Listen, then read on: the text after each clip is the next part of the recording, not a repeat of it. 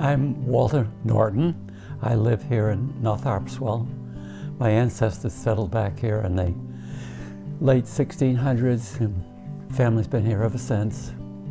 And I'm Chris Duval, and I'm like Walter. I've only been here a few years. I moved here in 2003, late 2003, and have a business in Portland, so I commute. I've been coming to Harpswell since the late 30s, 1930s.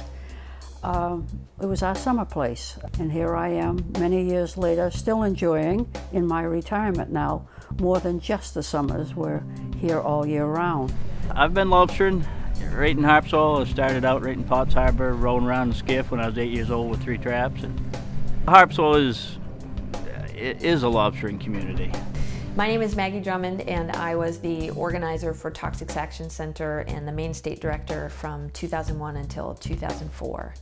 And I grew up in Maine. This is a very special place. We all want to live here and have our grandkids live here. It's a residential area primarily. We have a lot of summer residents, and we have a lot of fishermen still, lobstermen. This is a place that we were told by lobstermen who came to visit from some of the towns in Massachusetts was created by God for lobsters. I got to the gym and picked up the Portland Press Herald. It's on the front page. LNG, liquid natural gas terminal, to be located in Harpswell. It wasn't good news for sure. Liquefied natural gas is natural gas that has been chilled, extremely chilled, in order to transport it. This was the first proposed liquefied natural gas facility in Maine, and one of not very many facilities around the country, and they happened to choose a community that was a traditional fishing community with a population of just a few thousand people. And in terms of proper and appropriate site for a major industrial facility, Harpswell was not the right choice. If anything ever happened to one of those, it would be a terrible disaster. We were told that they couldn't explode. But there is a history of explosions in the United States and around the world with some of these facilities. There are also issues in terms of spillage and pollution from the industry itself. The first meeting that we had, I remember a woman stood up and she had a picture of a propeller that was on these boats, and she was standing beside it, and she was so small in comparison to this large propeller. I knew it right there. That was the end of Middle Bay if those tankers came in. When an liquid natural gas tanker comes in, they're huge, and you can't get within, I don't know, a quarter of a mile or so. I forget the exact distance. There's a 2-mile armed exclusion zone. 2 miles. So the fishing boats couldn't get around them. This is where we live. This is our livelihood, and it wasn't about politics. It was about the right thing for this community. And myself and many other fishermen felt very passionately about our community and keeping it relatively safe and keeping our way of life going on.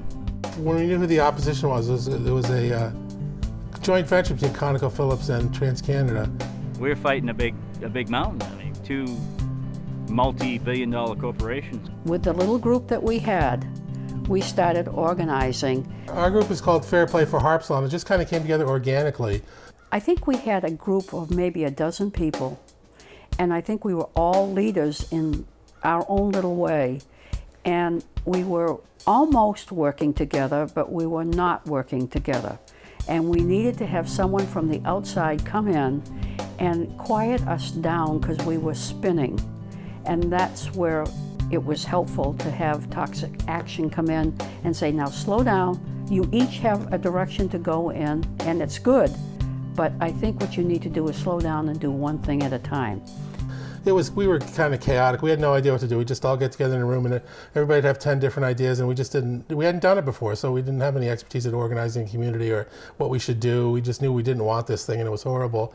And luckily we met Maggie Drummond early on, and she came to our meetings and brought order to the meeting, a clear plan, the strategy of we knew let's plan for the election because that's the way we can beat this. Maggie was really very instrumental in getting the fishermen organized and involved too. So that was Toxic Action Center really helped get them on board, and we worked together in concert. We had two separate groups, but worked together in concert. So I think that was really, really helpful. The first time that I went out to Harpswell, we had a packed room of citizens from the town, and I knew right away that they would be a very strong citizen organization, and that I wanted to be part of that campaign. The best part about these groups is that they were having fun together, and they were celebrating every step in the campaign, even when they felt like they were losing ground at certain points. So spending a Saturday morning in Harpswell never felt like work to me. It always felt like we were all in this together. Toxic Action Center has a whole series of trainings that we do with citizen activist groups. And with this campaign, we literally employed every training that we had. When I started working with the group and I told them that they needed to get out and go door to door and make phone calls to voters in order to win this campaign because they had this vote happening, they all looked at me like I was crazy. There was some initial resistance to it, but once we started doing it, we saw how valuable it was. And I was probably really nervous about doing it, but I got teamed with Connie Tassinari, who'd done this kind of thing before, and also has a magnetic, engaging personality. So she would go up, she could get anybody to at least talk to us. Connie said, "I'll go with you, Chris." We had sheets. We had all the names of everyone in town. Let's do it. And we distributed these. Would you call 50 people? Do you have 2 friends who would call 50 people? And can you get back to me in 4 days? They would get it done. I did my 50. I did. And everyone, I think that made the community come together. I did my part. I did my part. And we did it. We did a lot of knocking on doors and talking to a lot of people that I think, quite frankly, were impressed.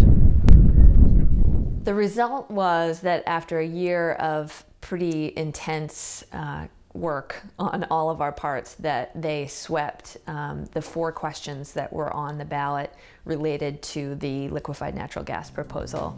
We won. Yeah. We won. I could hardly breathe. It was almost like, did we really? It was right up there with watching my kids being born. It was a pretty good feeling, and it was the ultimate payoff for a lot of hard work. They called me, and I had been waiting for the call, and I couldn't understand who was on the phone or what they were saying, except that they were all screaming on the other end of the line. And there was so much joy in that moment. I'll just never forget that.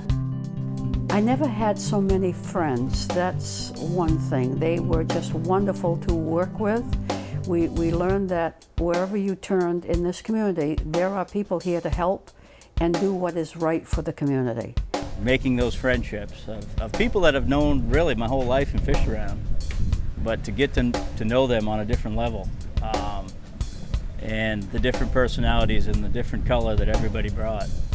You know, those times were quite precious, really, quite precious. I think really all the people from our core group of 12 or 15 are lifelong friends. Walter's actually adopted me as a result of Toxic Action Center is always welcome in Harpswell, that's for sure. Definitely. Among our group, and I think none of us have forgotten what you guys did to help us. The real message, I think, for activists everywhere is you may feel like the underdog at first, but your potential is limitless if you stick together.